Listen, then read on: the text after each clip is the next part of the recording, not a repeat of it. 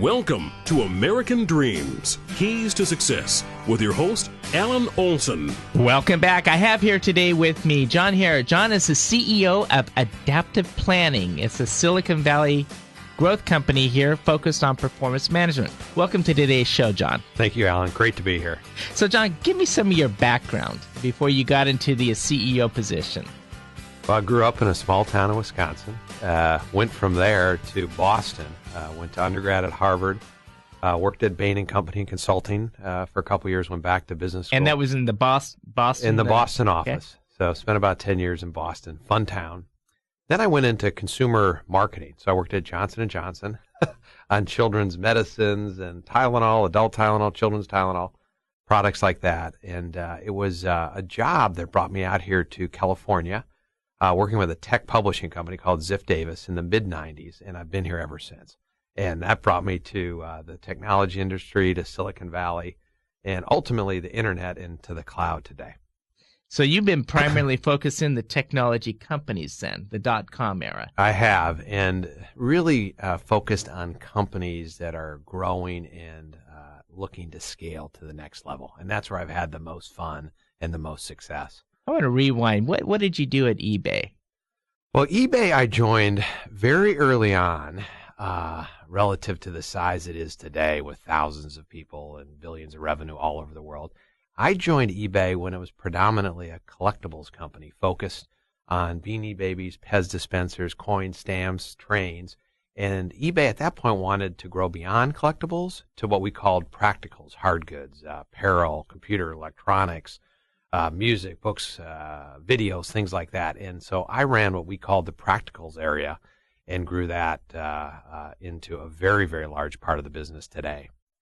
Well, that's, I remember the days of eBay when they were collectibles, and my son bought every Barney video in VHS.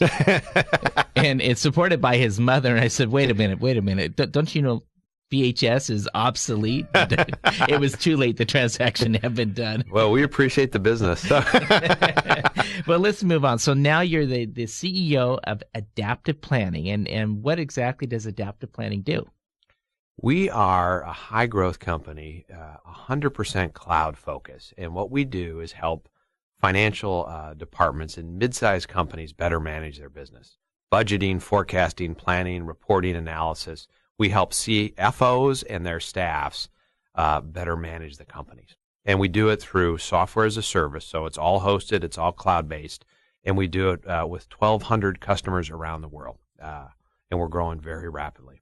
1,200 customers.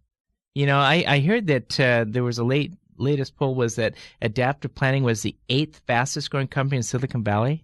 We were very excited about that. So we were on the Deloitte Fast 500 list for the fastest growing 500 technology companies in North America. And we're actually number 8 fastest growing in Silicon Valley. Very exciting for us. So who's your ideal client? Our ideal client is a financial manager, CFO, in a company that's mid-sized, anywhere from 20, 25 million in revenue on the low end up to $1 billion or $2 or $3 billion on the high end. And they're companies that are growing rapidly. They're changing. They have complex businesses, and they've outgrown Excel for planning, managing, and analyzing their business. And they want to upgrade into something better, and that's adaptive planning. And what adaptive planning does is it's a low-cost, high-productivity way to get your entire company on the same page. And if those employees are in the same office or around the world, they can all use the same platform. It's all in the cloud, and it's all SaaS-based, and that's us. Seems that as we get to be more of a global, the business world, that you need more of the software as a service models like this. Yeah, it's interesting. So today, 15 to 20% of our customers are outside the U.S. It's growing very rapidly. Many of our customers who are based in the U.S. also have international office employees. So we find we fit very well with fast-growing businesses that have more of an international bent. So I'm here today visiting with John Harris. He's the CEO of Adaptive Planning. We'll be right back after these messages. Nothing's more important than spending time with your family. At Greenstone Rogoff Olson Company, we're trusted advisors to the highly successful. Our goal is to help you find the right strategy to protect your wealth for yourself and those you love. Kids, Why do I feel like I've just had an audit? As trusted advisors of the highly successful, we'll make sure that you don't lose your shirt. Roco helping you along the way. Apple pie, baseball, and now here's All-American Alan Olson. Welcome back. I have here with me today John Hara. He's the CEO of Adaptive Planning. And before the break, we were talking about the background of the company being in performance management. And let me step back here, John. What was the genesis of Adaptive Planning? How did this thing come about? You know, Alan, it's a great Silicon Valley entrepreneurial story. So our founder, Rob Hall, started this because he was a CFO that was frustrated with what Excel could do and could not do. And he wanted something that was faster, easier, more productive, more secure, something that would scale, was more collaborative. And at that time, the internet was beginning to develop, and his thinking was, let's make this 100% cloud-based hosted solution where everyone was on the same page. The software is constantly being updated and improved. People all over the world can collaborate and communicate. And that was the genesis of adaptive planning. And from that idea in Rob's mind, and he's a great entrepreneur, has blossomed a company with over 1,000 customers. We have 100 employees today. We're planning to grow to over 160 by the end of the year. And the company is growing over 100% this year. Huge. Wow. Going in 60 from 100 employees, 160 this year. Yeah, we're going from 100 to 160 this year alone. Wow. So when the typical user of this product, is it a person in the accounting department or? That's right. It's someone in the financial organization, usually the CFO, that wants to better manage budgeting, reporting, forecasting, analysis of their business. And we help them do that. We make them more productive. We lower their cost, and we help them just look good across the organization because they're on top of their numbers and their business and can better manage that business. But an employee that says, well, but John, I have QuickBooks. Why would I need what you have? You know what we do, Alan? We integrate with just about any accounting system or general ledger system or ERP system, and we're a layer on top of that that helps you analyze, report, visualize key operating metrics, dashboards, things like that, and that's why we're so valuable. We can work with any system like QuickBooks or NetSuite or Intact, etc. So it's not a replacement; it's just an enhancer. Enhancer. What you have. And what we've found is we have the #1 customer satisfaction in the industry. Adaptive Planning's been the leader in customer satisfaction, and we see that results in very happy customers who stay with us for a long time to come. How do you keep your customers happy? You know, it starts with just a commitment from every employee in the company. And we look at the people we hire and bring into the company, people that are good with customers, good at communicating, have a passion for our product and finance. And then we continually improve our product, add features and functionality to it. And we have, very good professional services that work with our customers day in, day out. So it's really a culture of a growth company has to be customer focused. You know, John, I recently was at an event. I ran into Meg Whitman's husband, which I understand used to work for Meg at eBay. I worked at eBay and PayPal for many years. Yes. So her husband says, do you realize, and Meg's currently the CEO of Hewlett-Packard, that the budget of Hewlett-Packard is greater than California's budget? So I want to bring this back. So now you're the CEO of a high-tech, fast-growing company. What are some of the things that you look for to ensure the success as you're growing? Well, first and foremost, it's find and retain the best people. So people will ultimately build the company and drive the company. Second, it's being as close to your customer as you can and understanding your customers' needs better than your competitors do. And then it's just keeping the wheels on the bus. When you're growing this fast and so much is changing so quickly, staying focused and executing well is very important. And how do you keep in front of the growth cycle there? Well, it's a daily challenge, but it goes back to good people, customer focus, and planning. Of course, we're a planning company, Adaptive Planning. We're here today visiting with John Hare of Adaptive Planning, the CEO. We'll be right back after these messages. Protecting your family's health and welfare is a sacred trust. At Greenstein Rogoff Olson Company, we know that sound financial planning will protect them now and in the future. We're certified public accountants with tax services for the highly successful. For your business and your family, call GrowCo. Greenstein Rogoff Olson Company will help you manage your financial affairs so you can focus on what's really important in life. GrowCo, helping you along the way.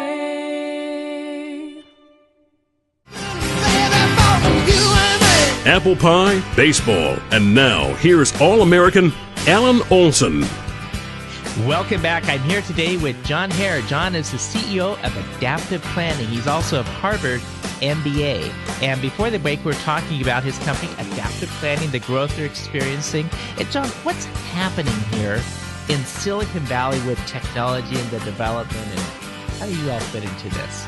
Well, Alan, in my mind, it's the most exciting time we've ever had in the technology industry. You have three major mega trends all converging at the same time, driving this new wave of growth. First is the cloud. Adaptive Planning is a great example of a cloud-based SaaS company. Second is mobile and the proliferation of computing across all kinds of mobile devices, including the iPad in front of you. And the third is social, connecting people all over the world, related interests, commerce, whatever it may be. So the combination of the cloud, mobile, and social is transforming the technology industry and creating many, many exciting opportunities for great entrepreneurs.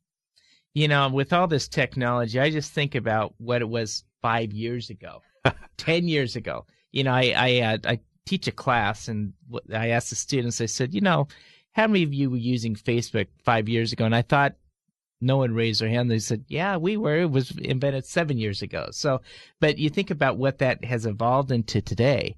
Where do you see the future going here? What I see is an acceleration of trends. So we'll look back 5 years from now and look at everything we're using as antiquated, old, outdated. You're going to see these big drivers converge. So the cloud will enable more social. Mobile will enable the cloud. That combination of things will make technology global and seamless and a lot easier and more accessible. For example, Adaptive Planning is a business software company, but one of the major trends in business software is moving to the cloud and making it easier, simpler, faster. We call it the consumerization of business software, and we're a great example. One of our big benefits to customers is we're just so easy and simple to use. We're fast to implement, and that's a great example of where technology is going. So when people look at your software and they're trying to measure, well, you know, John, what exactly is performance management financial? I'm not a financial person. How would you explain to them in layman terms how that software gives a competitive advantage into their life and their company? What we're seeing is a faster changing economy, a more uncertain economy. What we do is empower financial leaders, the CFO, the finance department of companies, to better budget, forecast, plan, predict their business, and manage performance. And that's a huge advantage in an economy like this. You know, it's funny. I read in the paper today they have the top paid CEOs in America. And it was, I can't remember the guy's name. His last name was Johnson, though, as the CEO of JCPenney's. Ah, okay. He made $51 million in 6 months. and so the reporter was asking, well, what was your secret sauce? He goes, everyone was like putting the price up and said, we'll give you 50% off or 25% off. He goes, my philosophy is I'm just going to tell them what the price is and quit the discounting, and $51 million. So, and I think that the problem with today's markets and economies is with the internet, you know, there's always someone trying to undercut the other person, you know, and so when you're trying to run a business and, you know, you can no longer do the now 75% off or 50% off. Really, I think the transparency is becoming more important. Oh, and we're seeing that as a big driver of our business. Yeah, when I look at models on the internet today, I really look at 5 M's. And those 5 M's help me assess, is this a good business or not? Is this a business I want to work in, invest in, be part of, partner with? The first one is market opportunity. How big is that market? So that's my first M. Is it a big market? Is it exciting? Is there an opportunity to compete? The second one is business model. Can you make money? Is it scalable? Can you differentiate from the competition? Is it a good business? The third is management team, because good people. Let me back up onto the model, though. Okay. I think all entrepreneurs will feel, well, I have a great business model. But how do you know, how do you differentiate between a great business model and a good business model? There's something that works versus doesn't. So you're leading the company, you roll out a new product line. And let's say that that's not really going that well. What would you as a CEO do? Well, this is a great question, Alan. So one of the best forms of R&D is trying a lot of things. So up front, as you're starting a new business, a new product line, it can be hard to know if the business model pays out or not. Fundamentally, is it something disruptive enough that customers will pay for and be loyal to, and you find sticky? That's the core element. Is it differentiated enough from what's out there? You look at things like that, and what's your ability to deliver it better than other people in the marketplace. But the business model in an early stage company is one of the trickiest things. But at least you have it. It's small enough where you can turn it around on a dime. Yes, that's right. Okay, so the next M, is there magic in this this equation? Yeah, to me, the last two M's are momentum and magic, and both of those are less tangible, but they're very powerful. And momentum is good things happening with the business, is growth rate accelerating? Do customers like it? And then magic is that intangible. Have the people running the business been successful before? Is it in a space that's just taking off? It's that beautiful opportunity to build a huge business. So those are the five I look at: market, model, management, momentum, and ultimately magic. Now, would you say with the magic, is there some luck involved? A lot of luck. And there's a saying, it's better to be lucky than good. And I think that's true in Silicon Valley and technology growth companies as it is in a lot of other places. How competitive is it out there right now? Oh, it's very competitive, because back to your point about transparency, anyone, anywhere can start a business. With the internet, with the cloud, you have access globally. And so the cycle time, the time to market, the time to value is faster than ever before. So, John, if someone wants to contact you and get more information on adaptive planning, how would they do that? Please go to our website, adaptiveplanning.com. We have all kinds of customer testimonials, videos, people that you can reach out to and contact. Okay, very good. I've been visiting here today with John Harris, the CEO of Adaptive Planning. It's rated the 8th fastest growing company here in Silicon Valley. And it's a company to watch into the future. Still private, though. We're still privately held, yes. So very good. Well, John, thank you for being on today's show. Thank you, Alan. Great to be here.